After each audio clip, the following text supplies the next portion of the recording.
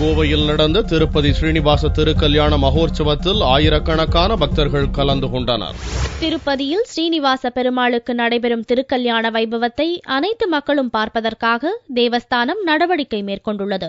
நாட்டின் முக்கிய நகரங்களுக்கு உற்சவ மூர்த்திகள் கொண்டு செல்லப்பட்டு திருக்கல்யாணம் கோலாகலமாக நடத்தப்படுகிறது. திருச்சி, மதுரை போன்ற மாவட்டங்களை தொடர்ந்து கோவையிலும் ஸ்ரீனிவாச பெருமாளின் திருக்கல்யாண உற்சவம் வெகு விமர்சையாக நடந்தது. அன்னமாச்சாரியாவின் கீர்த்தனைகளுடன் துவங்கிய கல்யாண உற்சவ நிகழ்ச்சியில் ஸ்ரீனிவாச பெருமாள் பச்சை பட்டுடுத்தியும் ஸ்ரீதேவி பூதேவியர் சிவப்பு பட்டுடனும் எழுந்தருளினர். தொடர்ந்து திருமணத்திற்கான சடங்குகள் நடத்தப்பட்டு வேத மந்திரங்கள் முழங்க மங்கள வாத்தியங்களுடன் பெருமாளின் திருக்கல்யாண உற்சவம் நடைபெற்றது. அப்போது பக்தர்கள் கோவிந்தா கோவிந்தா என பக்தி கோஷங்களை எழுப்பி பெருமாளை தரிசித்தனர்.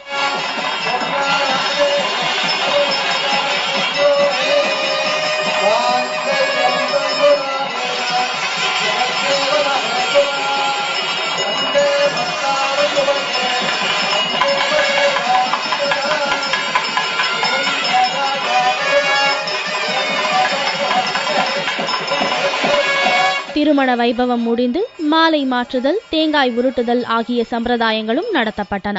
இந்த திருக்கல்யாண நிகழ்ச்சியில் பல்வேறு பகுதிகளை சேர்ந்த ஆயிரக்கணக்கான பக்தர்கள் கலந்து கொண்டனர்.